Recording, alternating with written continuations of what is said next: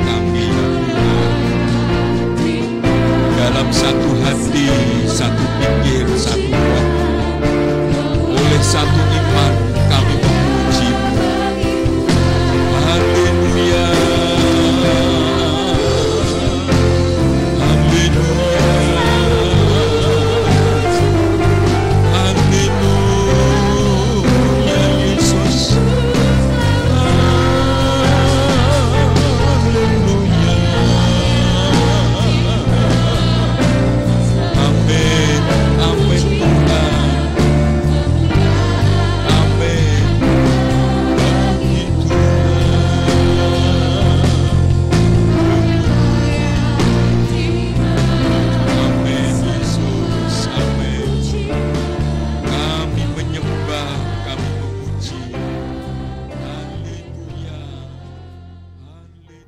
Shalom, selamat malam Bapak Ibu yang dikasihi oleh Tuhan. Mari kita akan menyambut kebenaran firman Tuhan malam hari ini. Mari kita berdoa. Tuhan Yesus, terima kasih untuk malam hari ini. Kembali kami dapat beribadah, memuji menyembah-Mu, dan sekarang ini kami akan kembali belajar kebenaran firman Tuhan. Mari Roh Kudus terus mampukan kami untuk mengerti apa yang Tuhan Yesus kehendaki melalui firman Tuhan yang sebentar akan kami terima. Terus urapi kami semua, mampukan kami untuk menjadi pelaku firman dalam hidup kami sehari-hari. Saya hamba-Mu, dalam segala keterbatasan, Roh Kudus terus memampukan firman Tuhan menjadi berkat. Nama Tuhan Yesus semakin ditinggikan dan dimuliakan. Terima kasih Tuhan Yesus, kami sambut firman-Mu di dalam nama Tuhan Yesus Kristus. Haleluya, amin.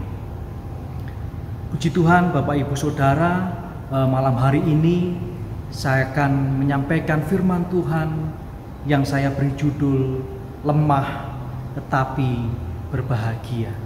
Bapak Ibu Saudara, mari kita membuka Alkitab kita di dalam Injil Matius pasal yang ke-11, ayat yang ke-20 sampai dengan ayat yang ke-30. Matius 11 ayat 20 sampai dengan ayat yang ke-30.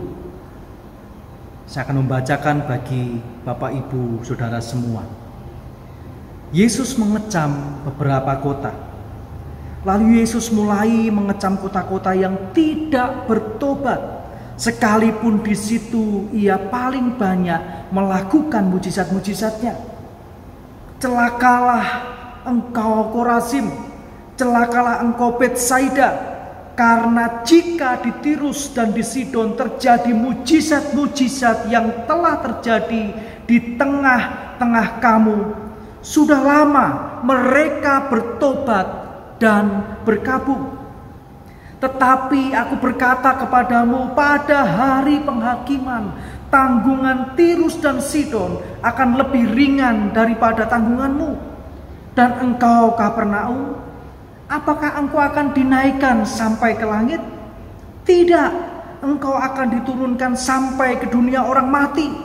Karena jika di Sodom terjadi mujizat-mujizat yang telah terjadi di tengah-tengah kamu, kota itu tentu masih berdiri sampai hari ini. Tetapi aku berkata kepadamu, pada hari penghakiman, tanggungan negeri Sodom akan lebih ringan daripada tanggunganmu. Ayat yang ke-25. Pada waktu itu berkatalah Yesus, aku bersyukur kepadamu Bapa, Tuhan langit dan bumi, karena semuanya itu engkau sembunyikan bagi orang bijak dan orang pandai, tetapi engkau nyatakan kepada orang kecil. Ya Bapa, itulah yang berkenan kepadamu.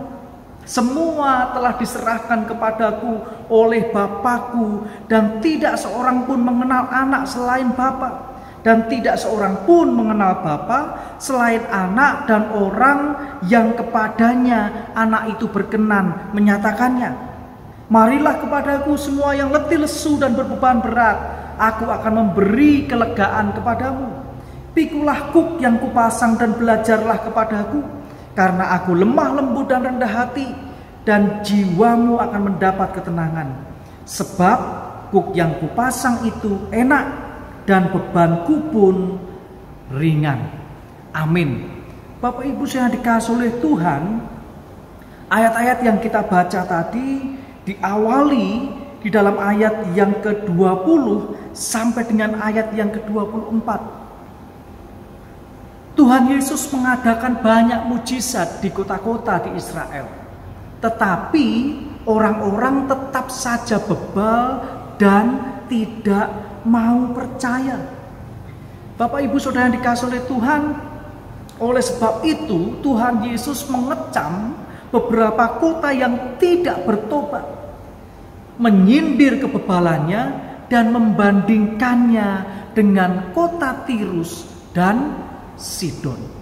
Di dalam ayat yang ke-20 dan 21. Bapak Ibu saya yang dikasihi oleh Tuhan, di dalam ayat yang ke-20 kita baca sekali lagi, Tuhan Yesus mulai mengecam kota-kota yang tidak bertobat. Sekalipun di situ ia paling banyak melakukan mujizat-mujizatnya. Jelas sekali Bapak Ibu Saudara, ketika Tuhan Yesus melayani di Korazim, di Betseda, banyak mujizat yang sudah dilakukan oleh Tuhan Yesus. Tetapi orang-orang itu hanya mau menerima mujizatnya, tetapi tidak mau percaya atau tidak mau bertobat kepada Tuhan Yesus. Bahkan Bapak Ibu Saudara, menyedihkan sekali. Dikatakan nasib kota Sodom akan lebih baik daripada Kapernaum di hari penghakiman, di dalam ayat yang ke-24. Bapak Ibu Saudara, hal ini mungkin terjadi karena umat Allah merasa bangga bahwa mereka adalah pilihan yang istimewa. Mereka mungkin bangga sudah mengalami banyak mujizat Tuhan yang hebat di sepanjang sejarahnya. Mulai dari mereka keluar dari tanah Mesir sampai dengan pelayanan Tuhan Yesus pada waktu itu. Mereka mungkin bangga sudah mengalami banyak mujizat, tetapi tidak ada perubahan hidup di dalam kehidupan rohani mereka. Kalau kita membaca ini Bapak Ibu Saudara, ini juga menjadi peringatan bagi saya dan Bapak Ibu Saudara. Bagaimana kita yang sudah mengalami mujizat seharusnya lebih lagi hidup sesuai dengan firman-Nya. Kalau kita melihat lebih jauh Bapak Ibu Saudara, selanjutnya di dalam ayat yang ke-20, ke-25 sampai dengan ayat yang ke-30. Bagaimana di situ dituliskan ajakan juru selamat.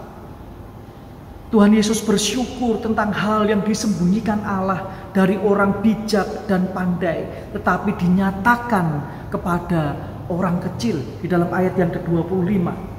Mereka ini mengenal Bapa melalui Anak sehingga menjadi milik Tuhan Yesus.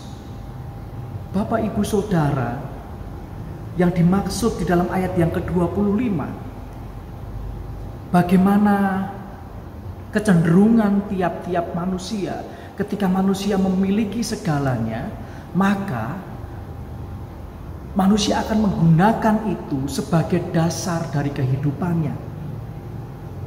Aku tahu ini kok, aku sudah pengalaman banyak hal. Maka kecenderungan itu akan digunakan menjadi dasar dari kehidupannya. Tuhan Yesus membandingkan orang yang bijak dan pandai dengan orang yang kecil. Maksudnya apa?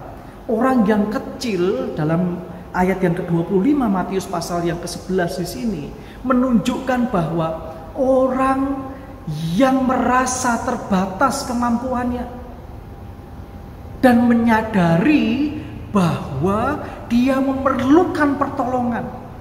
Dia memerlukan uluran tangan dari orang yang mampu. Dalam hal ini Bapak Ibu Saudara, orang yang kecil di sini adalah orang yang benar-benar merasa, menyadari dirinya tidak bisa melakukan apa-apa tanpa pertolongan Tuhan. Di sini Bapak Ibu Saudara ditunjukkan bahwa di dalam ayat yang ke-28 sampai dengan ayat yang ke-29, ayat yang cukup populer Bapak Ibu Saudara, terutama ayat yang ke-28, marilah kepadaku semua yang letih lesu dan beban berat, aku akan memberikan kelegaan kepadamu. Ini adalah undangan Tuhan Yesus kepada orang-orang yang berbeban berat. Tetapi kalau kita membaca konteks ini Bapak Ibu Saudara, Tuhan Yesus menekankan ketika orang merasa kecil di hadapan Tuhan, mengenal siapa Yesus sebenarnya dalam ayat yang ke-27 Bapak Ibu Saudara, maka orang itulah yang layak menerima undangan Tuhan Yesus di dalam ayat yang ke-28. Jadi apa Bapak Ibu Saudara? Bahwa Allah ini menghendaki kita menjadi orang-orang yang rendah hati. Maksudnya adalah orang-orang yang benar-benar menyadari bahwa saya, Bapak Ibu Saudara, itu terbatas di hadapan Tuhan. Mutlak perlu pertolongan Tuhan di dalam kehidupan kita. Bapak Ibu Saudara dikasih oleh Tuhan. Oleh sebab itu, mari Bapak Ibu Saudara, kita benar-benar menyadari siapa kita. Kita bukan apa-apa, kita bukan siapa-siapa tanpa Tuhan Yesus. Dan ketika kita menyadari itu, maka kita bisa meresponi panggilan Tuhan Yesus di dalam ayat yang ke-28. Tidak cukup sampai di situ Bapak Ibu Saudara, ayat yang ke-29 jelas sekali, pikulah kuk yang kupasang dan belajarlah kepadaku, karena aku lemah lembut dan rendah hati, dan jiwamu akan mendapat ketenangan. Maksudnya apa Bapak Ibu Saudara? Bagaimana kita yang lemah bisa disebut berbahagia? Caranya adalah yang pertama, kita harus jujur dan sadar atas kerentanan kita, atas kelemahan kita, serta kita mendoakannya kepada Tuhan. Lalu Bapak Ibu Saudara, bagaimana yang kedua? Ketika kita sudah menyadari kelemahan kita, kita berdoa. Lalu yang kedua adalah kita tunjukkan dengan langkah iman, datang memenuhi undangan Tuhan Yesus.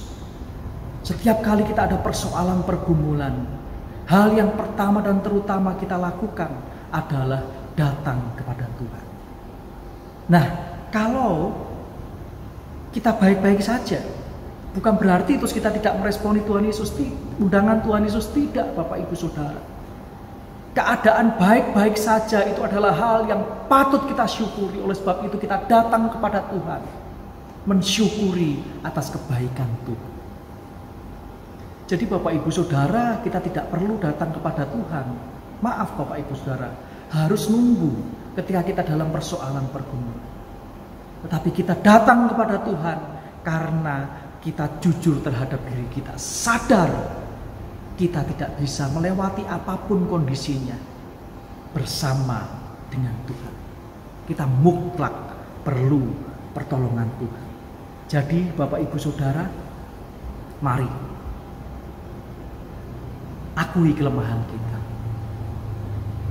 Jangan seperti jemaat yang ditegur keras oleh Tuhan Yesus dalam ayat yang ke-20 sampai 24 tadi yang kita baca. Sudah mengalami mujizat, tetapi tidak mau bertobat. Sebaliknya, mujizat itu membuat kita semakin dekat dengan Tuhan, semakin bergaul intim dengan Tuhan, semakin hidup di dalam kehendak-Nya. Lalu Bapak Ibu Saudara, berikutnya adalah mari kita sadar siapa diri kita. Ya Tuhan, saya lemah. Tetapi karena kelemahan kita akan melihat banyak hal yang sudah dikerjakan oleh Tuhan. Dan ketika kita jujur dan sadar atas kerentanan kita dan kita berdoa, kita mendoakannya, maka Bapak Ibu Saudara, kita akan menikmati penyertaan Tuhan yang semakin ajaib dalam hidup kita. Oleh sebab itu, jangan jemu-jemu untuk berdoa. Jangan putus asa dalam berdoa. Apapun kondisi kita terus berdoa. Sebagai bukti tanda kita lemah. Kita tidak sanggup berjalan tanpa Tuhan. Berikutnya adalah ketika kita berdoa, kita mengucap syukur atas kebaikan Tuhan di dalam kehidupan kita. Mari Bapak Ibu Saudara, kita berbahagia. Bukan karena kita merasa semuanya baik-baik saja, dicukupi dan sebagainya, punya segalanya, tidak. Kita berbahagia karena kita sadar kita lemah. Tetapi ada Tuhan Yesus yang menjadi sumber kekuatan. Dan itulah yang menjadi kebahagiaan saya dan Bapak Ibu Saudara. Immanuel, Tuhan beserta kita. Amin. Mari Bapak Ibu Saudara, kita berdoa untuk menutup pemberitaan firman Tuhan ini. Sebelum Bapak Ibu Saudara mungkin berdoa secara pribadi di rumah masing-masing bersama dengan keluarga, mari kita satukan hati dalam doa. Bapa kami yang di surga, kami mengucap syukur untuk malam hari ini. Terima kasih kami dapat kembali dikuatkan melalui firman Tuhan, dan terus Roh Kudus mampukan kami untuk menjadi pelaku firman.